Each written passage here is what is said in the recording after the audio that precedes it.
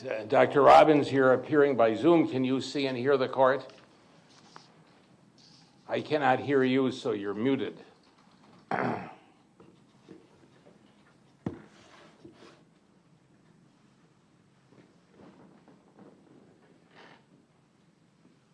Can you hear me now? I can. I can see you and I can hear you. Can you see and hear the court?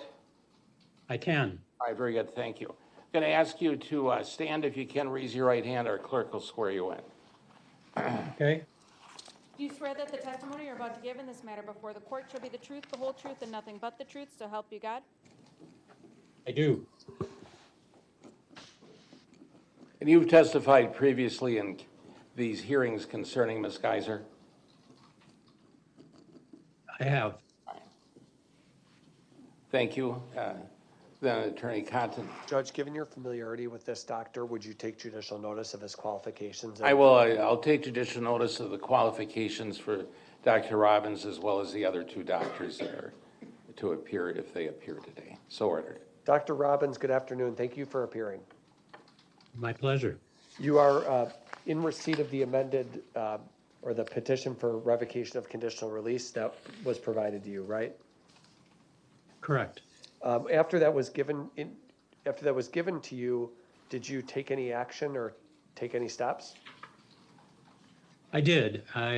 So I'm in California, so I couldn't go to Winnebago to see Morgan directly in person, but I did have a remote interview with Morgan, and then I spoke with Dr. Kayla Pope, the medical director of Winnebago. And what if anything, did you talk to Kayla? You said Kayla Pope, Dr. Pope is the medical director of Winnebago? Correct. Why did you speak with her?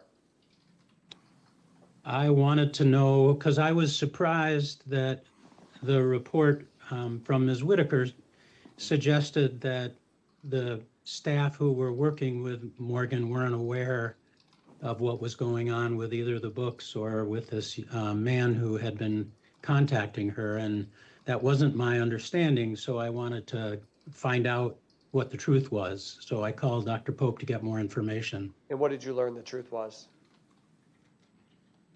I'm sorry, that one didn't come through clearly. What did you learn when you spoke with Dr. Pope? Objection, hearsay.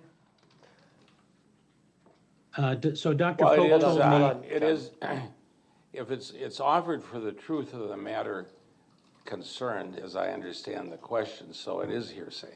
It's to show why he did the things he did, why he took the next steps and pursued the opinion that he ended up concluding. Well, that's true, but then we don't receive it for the truth of the matter asserted. We receive it for what he heard and what he did in response to what he heard. Right. All right, I'll receive it on that basis. And so thank you, Judge. So Dr. Robbins, you spoke with Dr. Pope, and what did you learn as you spoke with Dr. Pope?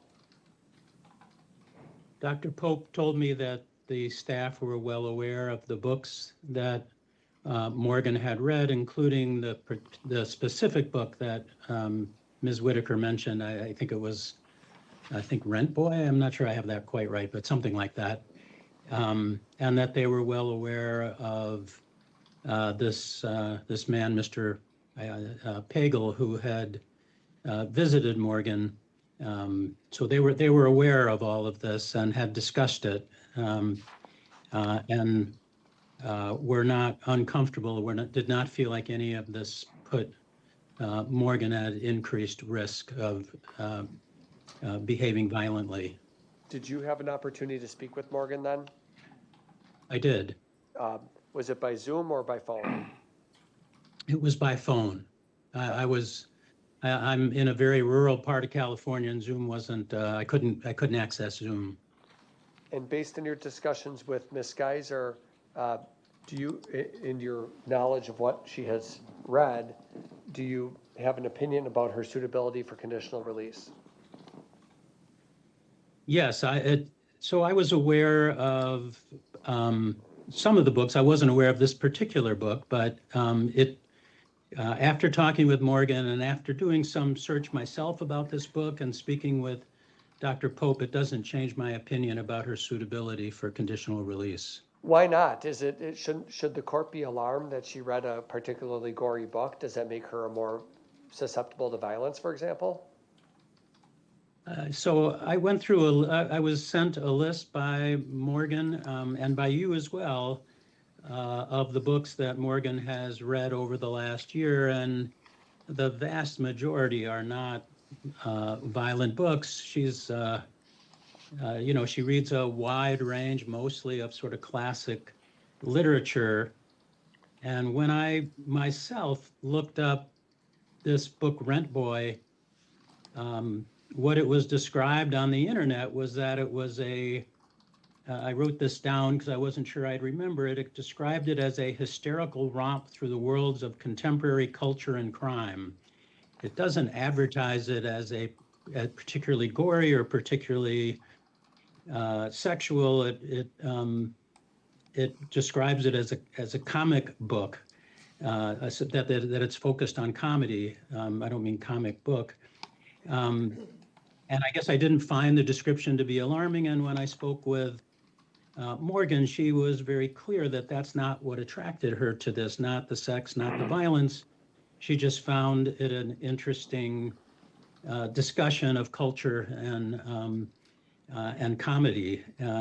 So no, I think she reads a wide range of books because she has a wide range of interests, and she has such limited access to entertainment that I can imagine she wants to experience a wide range of books and try to understand what's happening in the culture.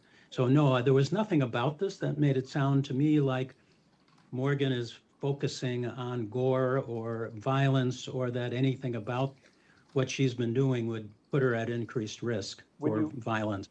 Thank you. When you read through the list of books that she's read over the last year, some of those books include, for example, she reads the Bible every day. Did you become aware of that?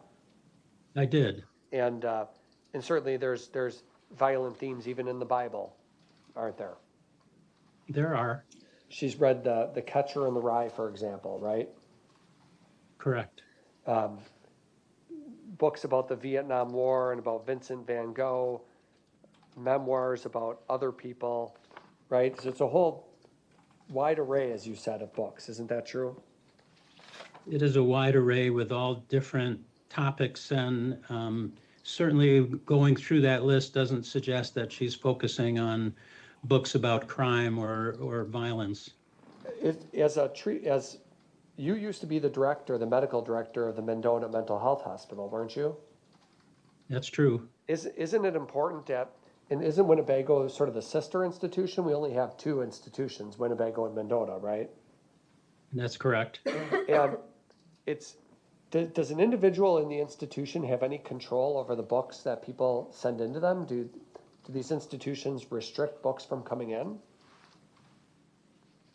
Well, to some extent they do. They look to see what the books are. They inspect what comes in to see if they believe it's suitable. So yes, they do play some role. Okay, so it'd be fair to say anything that Morgan reads is something that came through, as far as you know, the proper channels to be sent into Winnebago, and she would read it inside the institution, right? Objection, foundation for this witness to know that fact. Sustained.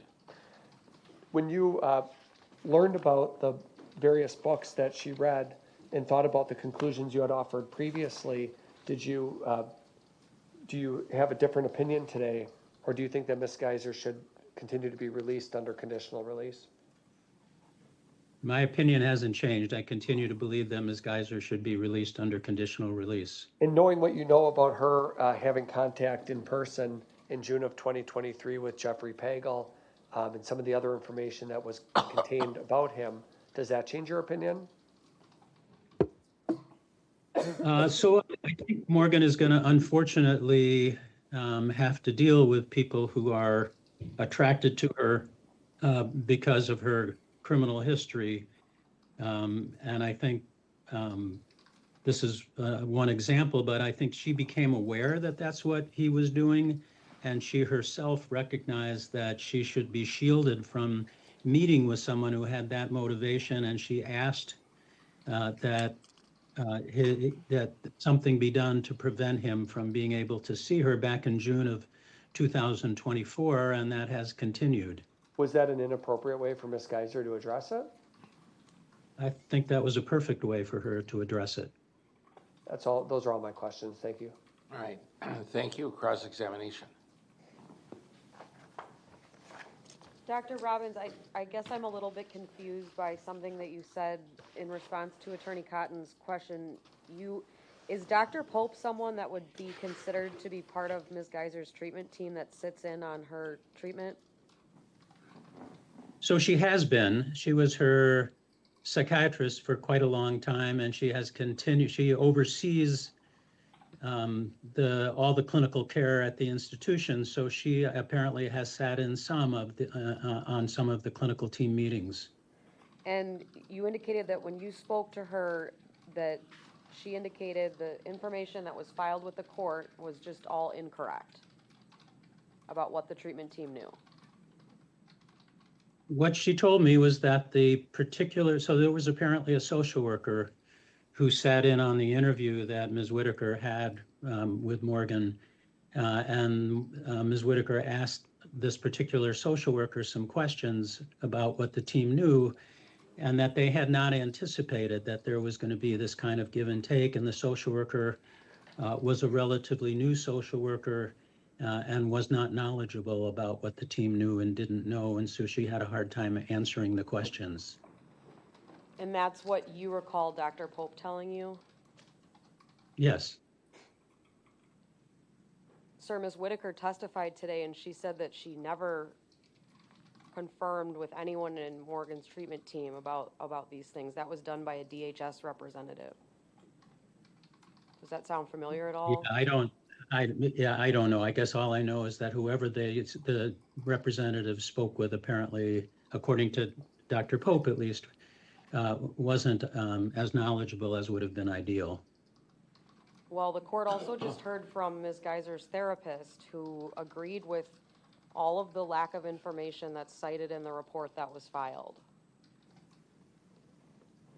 She agreed that these are things that the treatment team was unaware of and that hadn't been worked on in treatment. Yeah, I can only tell you what Dr. Pope told me. You'd agree with me that it seems like we've got a lot of conflicting information right now for the court, though. Yeah, that may be true. I don't know that. Okay. You'd agree with me that historically, Ms. Geyser has had issues becoming fixated on fictional characters. Yes, in the distant past, that was true. And so fixated that it led to the index offense. Yes, I believe that's true. So don't you think it would be really, really important for someone who's trying to assess risk to the community to know all about what kind of fiction characters Ms. Geyser's interested in?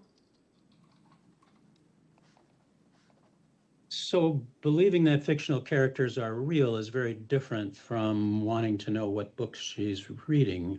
Yes, I think it would be important to know if she thinks there are current fictional characters that are real, if that's true today. But I don't know that it's critical that they're aware of every book that she reads. Do you think that the treatment team at Winnebago Mental Health should know that Ms. Geyser enjoys reading about the sale of human organs on the black market? I'm sorry, that completely misstates the record. She read a book. To say that to make it broad and to suggest to the doctor that she is interested broadly in the concept is far different than reading one book, Your Honor. Well, this is cross-examination, so I'm going to overrule the objection. Do you mind repeating that question? Do you think it would be important for Ms. Geyser's treatment team at Winnebago Mental Health to know that she enjoys reading material with topics about trading human organs on the black market? So certainly if that were true, I think it would be important for them to know. I don't see evidence that that's true. Do you think it would be important for Ms. Geyser's treatment team at Winnebago to know that she enjoys reading materials surrounded on themes of murder? I guess I'd say the same thing. If it were true, I would agree that that would be an important thing to be aware of, but I don't see evidence that that's true. Have you ever seen evidence that Ms. Geyser enjoys creating artwork that is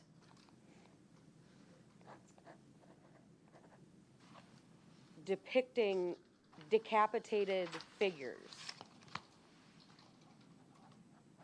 I'm not aware that she enjoys artwork depicting decapitated figures.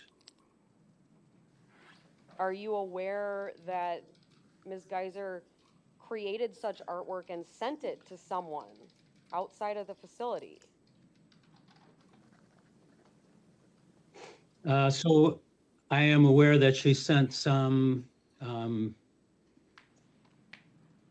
gory pictures to the man that we talked about. Again, I don't know how much enjoyment she truly got from that. I think some of that was influenced by what he asked her to do.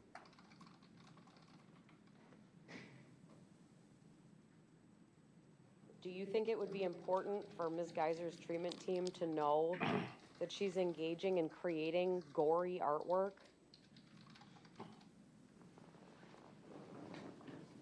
I guess if that were a consistent thing and that's what she was focusing on, yes, I think that would be important to know about. Are you aware that Ms. Geyser was creating dark themed artwork around the time of the index offense? I am aware of that. Do the similarities in these themes not cause you any pause? If I believed that she was in a similar emotional state, if I believed she got similar reinforcement by doing it, yes, I would be concerned. I don't believe that to be the case, however. Thank you, that's all I have. Any further direct? Yes. Why don't you believe that to be the case? Based on both talking to Dr. Pope and talking to Morgan herself, she was very clear that she doesn't take pleasure in gore or in violence, that she's trying to experience a full range of what's going on in the universe, and including what's going on in culture. And certainly there's a lot of violence in our culture, and I think that's part of what she's trying to understand and make sense of. But do I think that she takes particular pleasure in violence or in gore? No, I don't see evidence to suggest that. And you've studied hundreds, if not thousands, of pages of historical records in this case, right? I have. And in fact, one thing you examined and read is Dr. Lundbaum's report that she authored in support of conditional release. Do you remember that? I do. And in fact, Morgan's artwork was specifically mentioned in that report, wasn't it? It was. The fact that Morgan even said, I use my art as a way not to self-harm. I put everything bad in me out in my art and writing so I don't do that. It's a way to cope with my trauma. You remember reading that? I do. That's a healthy thing, isn't that? I think it's a healthy thing. I think Morgan has had very limited ways of expressing herself, of experiencing culture for the last 11 years while she's been institutionalized. And I guess I'm not surprised that part of what she has done is read books about crime and culture and drawn artwork involving crime, culture, and violence. I don't think that suggests that she's about to become violent. Right. The state introduced, so you know, Dr. Robbins, today, the state introduced one photo, one drawing that Morgan did of some sort. Can we show this exhibit to the witness, Your Honor? Exhibit 1. Okay. She drew one drawing with what appears to be not even a person, but some sort of thing with its head cut off, okay? One drawing they've introduced. Does that give you any cause for alarm that she did one drawing like that? It does not. And when Ms. Geyser and this is something you've known, even before you authored your original conditional release report, you knew about her artwork, didn't you? I did. Because she said and Morgan has said that her artwork, sometimes it's dark, right? She does. And she's in trauma therapy. That's part of her therapy, isn't it? It is, and she's around, many perpetrators, many people who've committed crimes. That's really her social group, and that's what she's hearing about. Right. What's important is whether there's any would it be important to talk to Ms. Geyser's therapist at Winnebago and hear the therapist's opinions? Would those matter, do you believe? Yes, I think that would matter. And if the therapist testified that she sees no additional need to continue providing any new therapy at Winnebago as a result of this. She's not concerned about it in the least. Okay?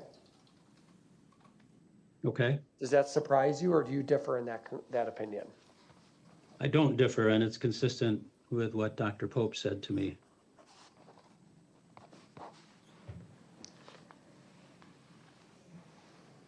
Thank you. Any further cross? No, thank you. All right, well, doctor, thank you for being available today. You have a good day.